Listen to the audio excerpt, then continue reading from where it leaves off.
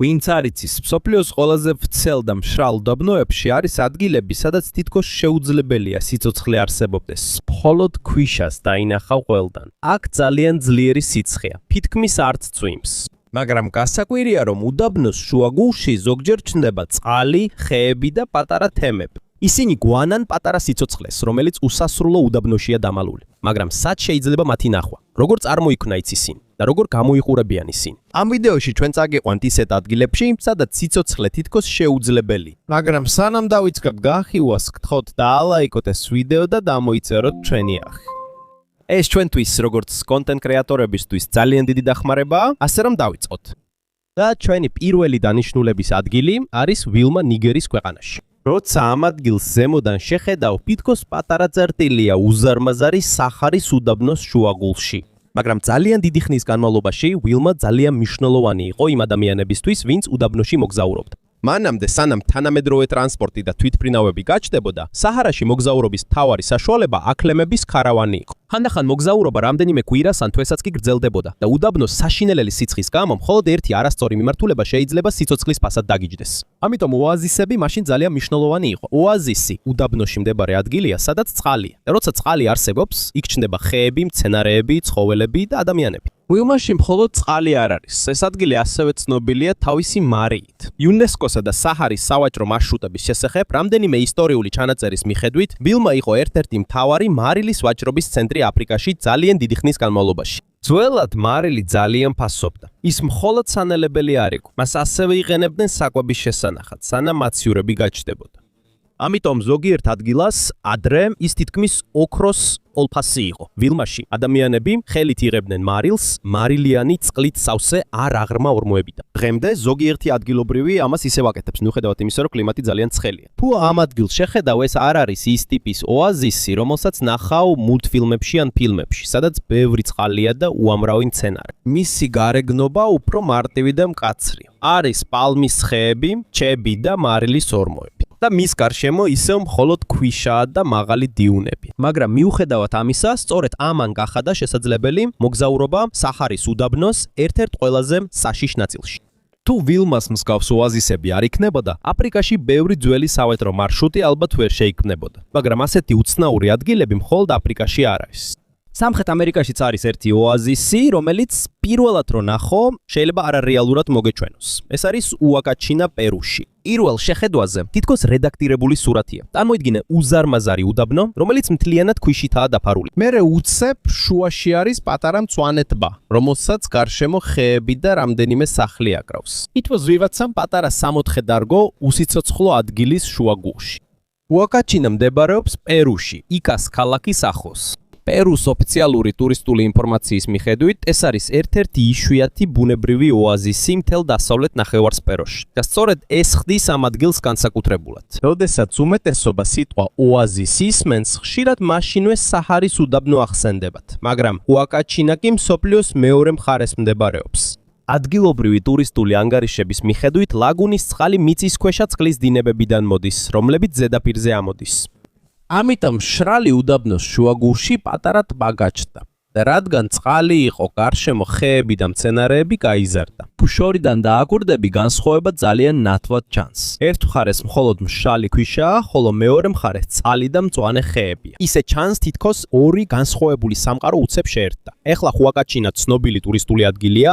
ბევრი ადამიანი მოდის აქ სენდბორდინგისთვის, დიუნბაგიზე სასეირნოდ, ან უბრალოდ იმისთვის, რომ საკუთარი თვალით ნახოს ოაზისი უდაბნოს შუაგულში. მაგრამ ადრე ეს ადგილი უფრო მნიშვნელოვანი იყო, რადგან ის წყალსა და დასვენების საშუალებას აძლევდა იმ ადამიანებს, რომლებიც რთულ რელიეფზე გადიოდნენ. და აქ მხოლოდ ადამიანები არ სარგებლობდნენ ამით. პერუს ტურიზმის ოფიციალური ინფორმაციის მიხედვით, აქ დროებით ჩერდებიან გადამფრენი ფრინველებიც. ეს ნიშნავს, რომ ეს ადგილი მხოლოდ ლამაზი ხედით არ არის გამორჩეული. ეს ასევე სიცოცხლის პატარა კუთხეა, ძლიერი სიცხისა და მშრალი გარემოს შუაგულში. და ეს არის ყველაზე საოცარი რამ ოაზისების შესახებ. ადგილას, სადაც თითქმის შეუძლებელია ცხოვრება, მოულოდნელად ჩნდება წყალი და როცა წყალია, სიცოცხლეც მოდის.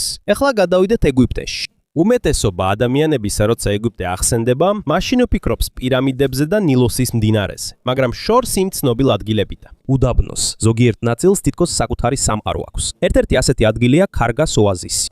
თუ ეგვიპტის რუკას დააკვირდები, დაინახავ, რომ ის გარშემორტყმულია უზარმაზარი, მშრალი უდაბნოთი. მაგრამ იმ ძლიერ სიცხეში, მიწის გრძელ მონაკვეთზე არის წყალი, ხეები, სასოფლო-სამეურნეო მიწები და პატარა თემები. ეს უბრალოდ ოაზისი არ არის, სადაც ერთი ჭაა და რამდენიმე ხე, ეს ზოლი გავს გრძელ მწვანე ხაზს უდაბნოს შუაგულში. ბრიტანიკასა და ეგვიპტის რამდენიმე ისტორიული ჩანაწერის მიხედვით, ეს ქვეყნის უდიდესი ოაზისია.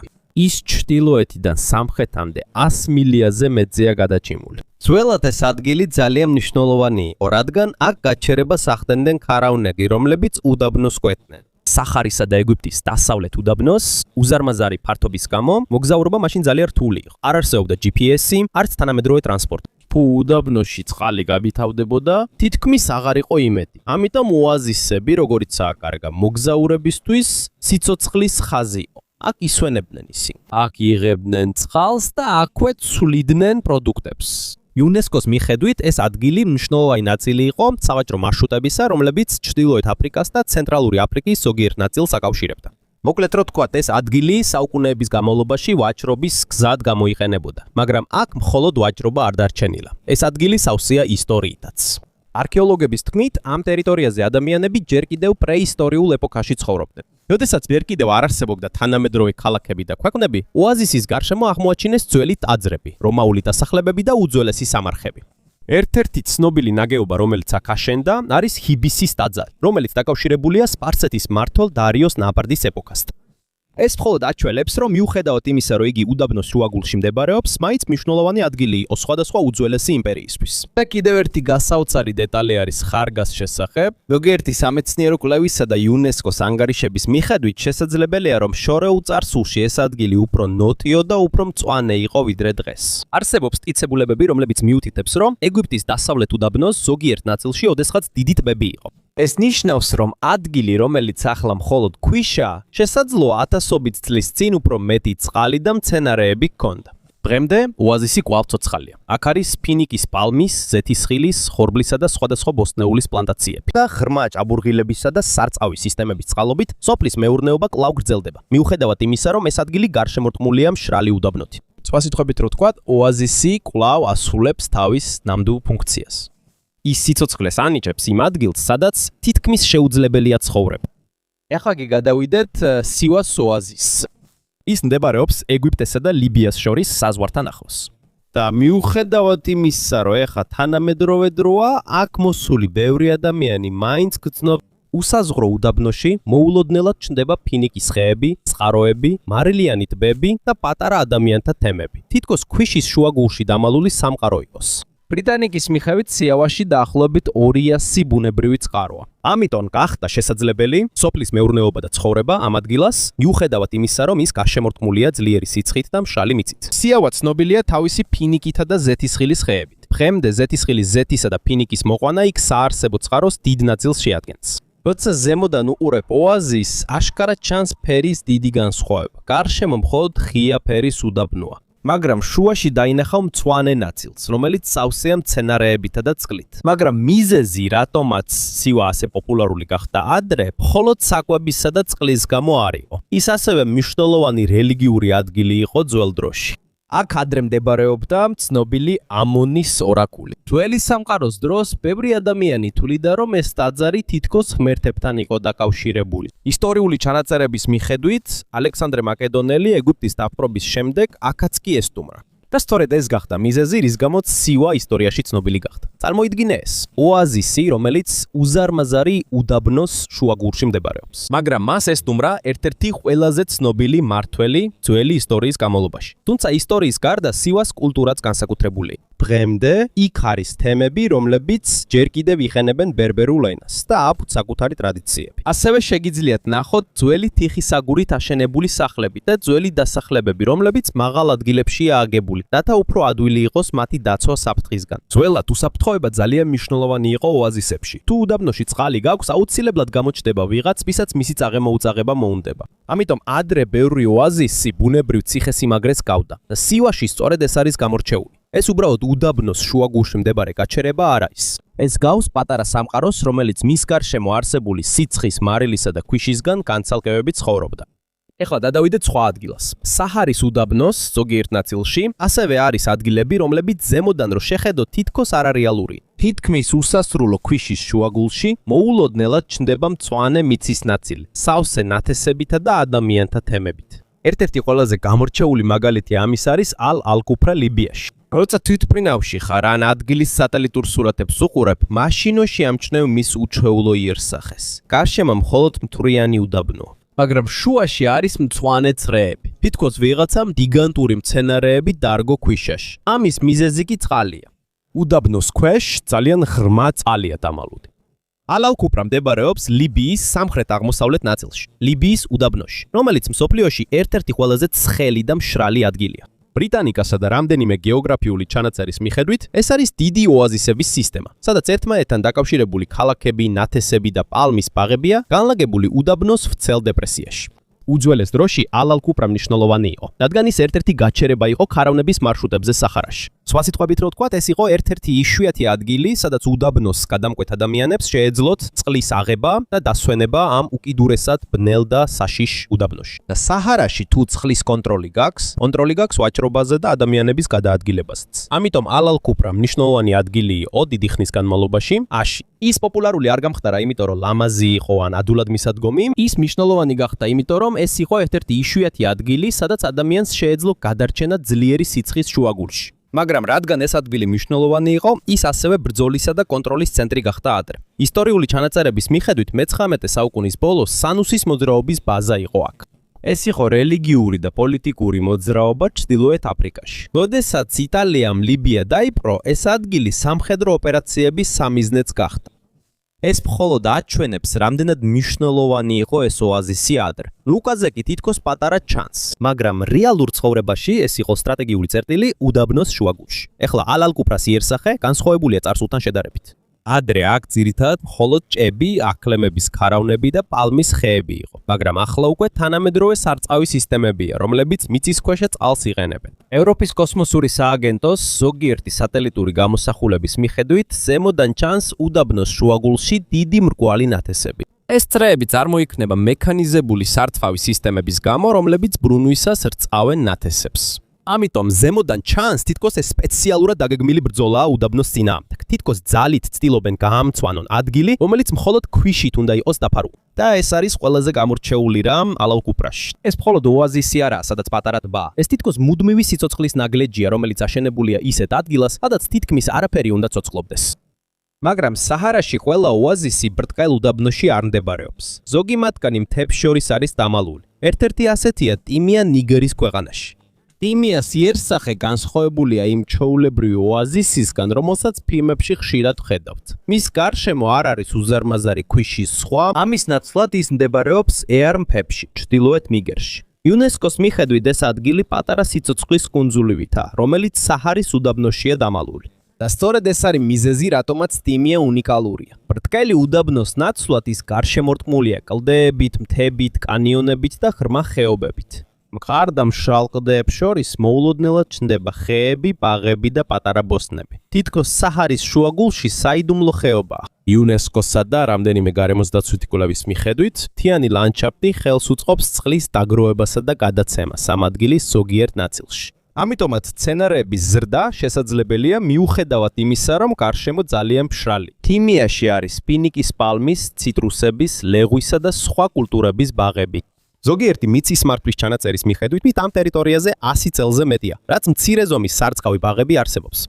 ძველად აქ ცხოვრები ადამიანები მხოლოდ ზედაპირულ ჭიებსა და წყლის ამოღების მარტივ მეთოდებს იყენებდნენ, რომელშიც ცხოველებს იყენებდნენ, მაგრამ თანამედროვე ეპოქაში ოაზისის ზოგიერთ ნაწილში უკვე მოტოციკლეტები და მოტორპომპებიც გამოიყენება. და მიუხედავად იმისა, რომ ეს აფრიკის ერთ-ერთ ყველაზე ცხელ რეგიონში მდებარეობს, სოფლის მეურნეობა მაინც გრძელდება. ეს არის მიზეზი, რატომაც ტიმია განსაკუთრებულია. ეს უბრალოდ ჩვეულებრივი ოაზისი არ არის, რომელიც უბრალოდ გადაურჩა უდაბნოს, ეს ნამდვილი მოქმედი ლანდშაფტი. აქ არიან ადამიანები, რომლებიც რგავენ, არის ბაღები, ხილის ხეები და საზოგადოება, რომელმაც ისწავლა ცხოვრება ისეთ ადგილას, რომელიც უმეტესობისთვის თითქმის შეუძლებელია. და ტიმია უბრალოდ გვიჩვენებს, რომ საჰარა მხოლოდ უსასრულო ქვიშის დიუნები არ არის.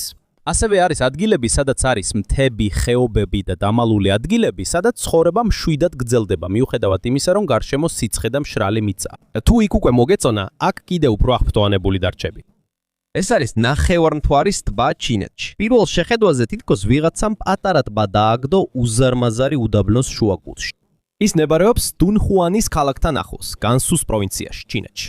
და რაც ყველაზე გამორჩეულია, ის გარშემორტყმულია მაღალი ქვიშებით. თითქოს ტბას ნებისმიერ დროს გადაყლაპვა სურს. მაგრამ ამის მიუხედავად, წყალი იქ ძალიან დიდი ხნის განმავლობაში რჩება. როცა ზემოდან შეხედავ ნახევარმთვარის ტბას, მაშინ ვემიხვდები, რატომ გახდა ის ასეთი ცნობილი. მისი ფორმა გრძელი და მოღუნულია, როგორც მთვარე, რომელიც უდაბნოს შუაგულში წევს. სწორედ ამიტომ ეწოდა მას ნახევარმთვარის ტბა. მის გარშემო თითქმის მხოლოდ ქვიშა. არ არის არც ერთი ნელ-ნელა გარდამავალი ზონა უდაბნოდან ტყეში. უცებ სიცხესა და მთვერში შუაგულში წყალი ჩნდება. და სწორედ ეს არის მიზეზი, რატომაც პირველად რომ დაინახავთ, თითქოს არარეალური გეგონება. მაგრამ მხოლოდ სილამაზე არ არის მიზეზი, რატომაც ეს ადგილი მნიშვნელოვანი გახდა. ძველ დროში დუნხუანი აბრეშუმის გზის მნიშვნელოვანი ნაწილი იყო. ისტორიული ჩანაწერებისა და იუნესკოს ინფორმაციის მიხედვით, ეს იყო ერთ-ერთი მთავარი გაჩერება ვაჭრებისთვის და მოგზაურებისთვის, რომლებიც ჩინეთს, ცენტრალურ აზიასა და ახლო აღმოსავლეთს შორის მგზავრობდნენ. წარმოიდგინე ეს. მას შემდეგ, რაც უზარმაზარ უდაბნოს გადაკვეთ, უცებ გამოჩნდება ოაზისი, სადაც წყალი და დასასვენებელი ადგილი გვხვდება. ამიტომ ბევრი მოგზაურისთვის მაშინ ძალიან მნიშვნელოვანი იყო კრესენტ ლეიკი და მთელი ოაზისის ტერიტორია დუნხუანში. ეს მხოლოდ ლამაზი ხედი არ იყო, ეს გადარჩენის ნაწილი იყო. საუკუნეების განმავლობაში ეს ადგილი ასევე იყო კულტურის, რელიგიისა და ვაჭრობის ცენტრი. მის გარშემო აშენდა ტაძრები, კარავნების მარშრუტები და გაჩნდა თემები. და მიუხედავად იმისა, რომ ტბა მოძრავი ქვიშებით იყო გარშემორტყმული, მაინც შენარჩუნდა. ამიტომაც არსებობდა ძველი რწმენა, რომ ქვიშა წყაროს ვერასდროს დაფარავ და ის არასდროს გამოშრებოდა. მაგრამ თანამედროვე ეპოქაში სიტუაცია შეიცვალა. ზოგიერთი სამეცნიერო კვლევის მიხედვით, კრესენტ ლეიქში წყლის დონე შემცირდა მიწისქვეშა წყლების დონის ვარდნისა და რეგიონის გარშემო წყლის მოხმარების გამო. ეს ნიშნავს, რომ თუნდაც ოაზისები, რომლებიც საუკუნეების განმავლობაში უცვლელად ჩანდა, შეიძლება მაინც დაზიანდეს. და ეს მხოლოდ აჩვენებს, რამდენად მნიშვნელოვანია წყალი უდაბნოში. თუ წყალი გაქრება, შეიძლება მთელი ოაზისიც გაქრეს. მაგრამ დღემდე კრესენტ ლეიკი ერთ-ერთ ყველაზე უნიკალურ ოაზისად რჩება მსოფლიოში. რადგან ეს უბრალოდ უდაბნოში მდებარე ტბა არ არის. ეს გავს სიცოცხლის თხელ ნაჭეს, რომელიც ცდილობს დარჩეს, მაშინ როცა მას გარშემო მოძრავი ქვიშის ზღვა აკრავს. ამის მიუხედავად არსებობს ოაზისები, რომლებიც მხოლოდ წყალს არ ეხება, არამედ უდაბნოში ადამიანის ცხოვრების წესსაც. ეხლა გადავიდეთ გადამისში, ლიბიაში. ეს არ გავს სხვა ოაზისებს, სადაც მხოლოდ ხეები და ჭებია. გადამისი გავს მთელ ქალაქს, რომელიც სპეციალურადაა დაპროექტებული, რომ გადარჩეს ძლიერ სიცხეში. ის მდებარეობს ლიბიის, ტუნისისა და ალჟირის საზღვრებთან ახლოს. მის გარშემო ჩანს მშრალი უდაბნო და ქვიანი საჰარის ნაწილი. მაგრამ მის შუაგულში არის ოაზისი და ძველი ქალაქი, სადაც ადამიანები დიდი ხანია ცხოვრობენ. იუნესკოსა და ბრიტანიკას მიხედვით, ეს საჰარაში ერთ-ერთი უძველესი ოაზისის ქალაქია. უძველეს დროში ის მნიშვნელოვანი იყო ტრანსსაჰარული სავაჭრო მარშრუტებისთვის. აქ გადიოდა ქარავნები, რომლებიც აფრიკიდან სხვადასხვა პროდუქტს ატარებდნენ ხმელთაშუა ზღვის რეგიონებში. ამიტომ ის გახდა ვაჭრობის ცენტრი უდაბნოს შუაგულში. მაგრამ ყველაზე განსაცვიფრებელი გადამიში არა მხოლოდ მისი ისტორია, არამედ ის თუ როგორ აშენდა მთელი ქალაქი. როცა გადამისის ძველ ნაწილში დადიხარ, მაშინვე შეამჩნევ, რომ ბევრი გასავლელი ვიწროა და სახურავი აქვს. ეს გაკეთდა იმისთვის, რომ ხალხს მზის ძლიერი სიცხე პირდაპირ არ მოხვედროდა. თითქოს ბუნებრივი კონდიცირების სისტემა იყო ძველ დროში. ზოგი სახლი ერთმანეთზეა მჭიდროდ აშენებული, რომ ნაკლები სიცხე შევიდეს. ზედა სართულებზე ტერასებიც იყო, რომლებიც ადრე გამოიყენებოდა მოძრაობისთვის და სხვა საზოგადოებრივი საქმიანობისთვის. მარტივად რომ ვთქვათ, ქალაქის ყოველი ნაწილი ისე იყო მოწყობილი, რომ უდაბნოს სიცხეს გამკლავებოდა. ეს უბრალოდ დიზაინი არ იყო, ეს ნამდვილი გადარჩენის სტრატეგია იყო. იუნესკოს მიხედვით, ქალაქის მნიშვნელოვანი ნაწილი არის ოაზისი და მის გარშემო არსებული პალმის ბაღები. ეს უბრალოდ ხეების დეკორაცია არ არის. ისინი ეხმარებიან ადგილს ჭრდილის, საკვების და დაცვის უზრუნველყოფაში. და სწორედ ეს არის მიზეზი, რატომაც არის გადამისი განსაკუთრებული. ეს უბრალოდ ოაზისი არ არის, სადაც წყალი ქვიშის შუაგულშია. ეს არის მთელი სისტემა, თუ როგორ უნდა გადარჩენ მსოფლიოში ერთ-ერთ ყველაზე რთულ გარემოში. წყლიდან, არქიტექტურიდან დაწყებული, ქალაქში ადამიანების გადაადგილების წესებამდე, ყველაფერი მორგებულია საჰარის ძლიერი სიცხის პირობებზე. და ეს მხოლოდ აჩვენებს, რომ ზოგჯერ უდაბნოში ნამდვილი ბრძოლა მხოლოდ წყლის პოვნა არ არის, არამედ ისიც თუ როგორ უნდა ისწავლო აქ გადარჩენა. ამის მიუხედავად, უდაბნოში ყველაზე მნიშვნელოვანი რამ არც ოქროა, არც ქვა და არც ნავთობი, არამედ წყალი. რადგან როცა წყალი არსებობს, სიცოცხლეც არსებობს. და ეგვიპტეში კიდევ ერთი ადგილია, რომელიც ამტკიცებს, რომ ყველაზე მშრალ მიწაზეც კი შეიძლება შეიქმნას ლამაზი ადგილი და ეს არის დაკლას ოაზისი. არა, ეს პატარა ოაზისი არ არის, სადაც მხოლოდ ერთი ჭაა და რამდენიმე ხე. დაკლა გავს გრძელ მწვანე სარტყელს ეგვიპტის დასავლეთ უდაბნოში. მის გარშემო მიწა ძალიან მშრალია, მაგრამ ოაზისის შიგნით არის ბაღები, სახლები, უძველესი ნანგრევები და ადგილები, სადაც ადამიანები დიდი ხანია ცხოვრობენ. არქეოლოგიური კვლევების მიხედვით დაკლა ნილოსის ველის დასავლეთით ერთ-ერთი ყველაზე დიდი ოაზისია. და მიზეზი, რის გამოც ეს ადგილი არსებობდა, არის მიწისქვეშ დამალული წყალი. ეს არ არის წყალი დიდი მდინარიდან. ეს არც წვიმის წყალია, ამას ფოსილური მიწისქვეშა წყლები ეწოდება. ეს ნიშნავს, რომ ეს ძალიან ძველი წყალია, რომელიც მიწისქვეშ დაგროვდა, მაშინ როცა საჰარას კლიმატი უფრო ტენიანი იყო. მარტივად რო ვთქვათ, თითქოს უდაბნოს ქვეშ დიდი დამალული წყლის რეზერვუარია. და ჭებისა და ბურღვის წყალობით ადამიანებმა ეს წყალი გამოიყენეს გადარჩენისთვის, მოსავლის მოსაყვანად და საზოგადოების ასაშენებლად. მაგრამ დაკლას ყველაზე გასაოცარი მხოლოდ მისი წყალი არ არის, არამედ მისი უძველესი და ძალიან გრძელი ისტორია. დაკლა ოაზისის პროექტის მიხედვით ამ ტერიტორიაზე ასობით უძველესი ადგილი აღმოაჩინს. არსებობს მტკიცებულებები ძველი დასახლებების, კლდის ხელოვნების, ტაძრების, სახლებისა და ადგილების შესახებ, რომლებიც სხვადასხვა ეპოქაში ადამიანებმა გამოიყენეს.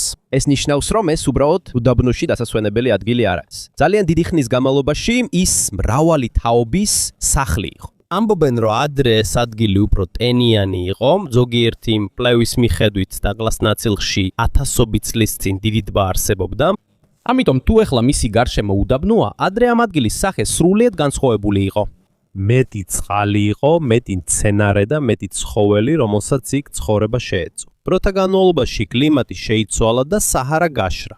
ზოგი ადამიანი უკეთეს საცხოვრებელ ადგილებში გადავიდა, მაგალითად ნილოსის ველზე, მაგრამ დაკლა ბოლომდე არ გამქრალა. ის ოაზისად დარჩა, რადგან მიწის ქვეშ ჯერ კიდევ იყო წყალი. კიდევ ერთი მიზეზია, რატომაც დაკლა განსაკუთრებულია. აქ ადრე მხოლოდ ჩვეულებრივი ცხოვრება არ ყოფილა. აქ იყო ტაძრები, სკოლები, ძველი დოკუმენტები, სახლები და ქუჩები. ნიშნები იმისა, რომ აქ კარგად ორგანიზებული საზოგადოება ცხოვრობდა. ოაზისის ზოგიერთ ნაწილში ნაპოვნია ნანგონია ნანგრევები რომაული პერიოდიდან. აქ არის ძველი დასახლებები, რომლებიც აჩვენებს, რომ ეს ადგილი ადრე მნიშვნელოვანი რეგიონული ცენტრი იყო. ამიტომ არასწორია თუ ვიფიქრებ, რომ ოაზისი უბრალოდ ადგილია წყლის დასალევად. დაკლაში ოაზისი გახდა განათლების, რელიგიის, ვაჭრობისა და ყოველდღიური ცხოვრების ადგილი. ეს იყო პატარა ცივილიზაცია უდაბნოს შუაგულში. და სწორედ ამიტომ დაკლა ამ სიაში მაღალ ადგილს იკავებს, რადგან ის ყველაზე დიდი მასშტაბით აჩვენებს ოაზისის მთლიან იდეას. ეს მხოლოდ წყალი არ არის, მხოლოდ ხეები არ არის, მხოლოდ ნათესი მიწები არ არის. ეს არის ადამიანის, კლიმატის და გადარჩენის გრძელი ისტორია. მაგრამ თუ დაკლა უდაბნოში სიცოცხლის გრძელ სამყაროს გავს, შემდეგი ადგილი თითქოს სხვა პლანეტიდანაა. ეს არის ვაუ ან ნამუსი, ლიბიაში. თუ ამას სატელიტური სურათიდან ნახავ, მაშინვე ვერ იფიქრებ, რომ ეს ოაზისი. უფრო მეტად გავს დიდ შავ ნიშანს ფერმქთალი საჰარის უდაბნოს შუაგულში. და ამის მიზეზი ვულკანი. ვაუ, ან ნამუსის საოცრება არის ვულკანური კალდერა საჰარის უდაბნოში. კალდერა არის დიდი ორმო ან დეპრესია, რომელიც ვულკანური აქტივობის შედეგად წარმოიქმნა. მის ცენტრში ვულკანური კონუსია. გარშემო კი შავი ვულკანური ფერფლი და ბაზალტის ქვებია, რომლებიც უდაბნოშია გაფანტული. ამიტომ ზემოდან აშკარად ჩანს მისი დიდი მუქი წრე. თითქოს ქვიშის შუაგულში დამწვარი წრე. მაგრამ უფრო გასაოცარია ის, რომ ამ ვულკანურ ტერიტორიაზე პატარა ტბები არის. NASA-სა და Smithsonian Global Volcanism პროგრამის მიხედვით, ვაუ ან ნამუსის შიგნით მარილიანი წყლის ტბებია და ტბების გარშემო მცენარეებიც არის. წარმოიდგინე, როგორ გამოიხურება ეს ადგილი. ვულკანისგან შავი მიწამ, გარშემო ფერმქთალი უდაბნო, შიგნით წყალი და ტბასთან ახლოს მცენარეები. და ეს ჩრდილოეთ აფრიკის ერთ-ერთი ყველაზე ცარიელი ნაწილის შუაგულშია. ეს არ გავს ჩვეულებრივ ოაზის, სადაც პალმის ხეები და სოფელია, ეს ბევრად უჩვეულოა. ისე ჩანს თითქოს ვულკანი, უდაბნო, ტბა და მცირედი სიცოცხლე ერთ ადგილასაა შეკრებილი. ამიტომ როცა უყურებ, ყველაფერი შეუთავსებლად გეჩვენება. თითქოს უნდა იყოს ძალიან ცხელი და მშრალი, მაგრამ წყალია. თითქოს ყველაფერი მკვდარი უნდა იყოს, მაგრამ მცენარეებია. თითქოს მხოლოდ უდაბნო უნდა იყოს, მაგრამ შუაში ვულკანის კრატერი. და სწორედ ეს ხდის ვაუ ან ნამუსს განსაკუთრებულად. ეს არ არის დიდი სასოფლო-სამეურნეო ოაზისი. მას არ აქვს გრძელი მწვანე ზოლი, როგორც დაკლას. არც უძველესი ქალაქის ოაზისია, როგორც გადამესი. ეს იზოლირებული ბუნებრივი საოცრებაა. შორს მდებარეობს, მშვიდია და უცნაური შესახედაობა აქვს, თუნდაც კოსმოსიდან. არსებობს კვლევებიც, რომლებიც ამბობენ, რომ რთულია ზუსტად განისაზღვროს, რამდენად ახალგაზრდაა თუ ძველია მისი ვულკანური წარმონაქმნები. იმის გამო, რომ კლიმატი ძალიან მშრალია, ეროზია ნელა მიმდინარეობს, ეს ნიშნავს, რომ ქვები და კრატერები შეიძლება ახალივით გამოიყურებოდეს, მიუხედავად იმისა, რომ დიდი ხანია იქ არიან. მაგრამ მიუხედავად იმისა, რომ მისი ასაკის ყველა დეტალი ჯერ კიდევ არ არის ნათელი, ერთი რამ ნამდვილად ვიცით. ვაუანამუსი მსოფლიოში ერთ-ერთი ყველაზე გამორჩეული ოაზისია. ამიტომ აქ მხოლოდ წყალს ვერ ნახავ. შეგიძლია დაინახო, როგორ შეხვდა ვულკანის ცეცხლი და ოაზისის წყალი უდაბნოს შუაგულში. და იმ ადგილას, სადაც ძირითადად მხოლოდ ქვიშა, ქვა და სიცხე უნდა იყოს, უცებ ჩნდება მუქი კრატერი, რომლის შიგნითაც ტბები და მცენარეებია. ამიტომ თუ ოაზისი არსებობს, რომელიც მართლა არ გავს ჩვენ სამყაროს ნაწილს, ეს სწორედ ისა. ვაუანამუსი უბრალოდ წყლის ადგილი არ არის. ეს არის მტკიცებულება იმისა, რომ უნებას შეუძლია ყველაზე უკიდურეს უდაბნოშიც კი შექმნას ადგილი, რომლის დაჯერებაც რთულია, მაგრამ რეალურად არსებობს.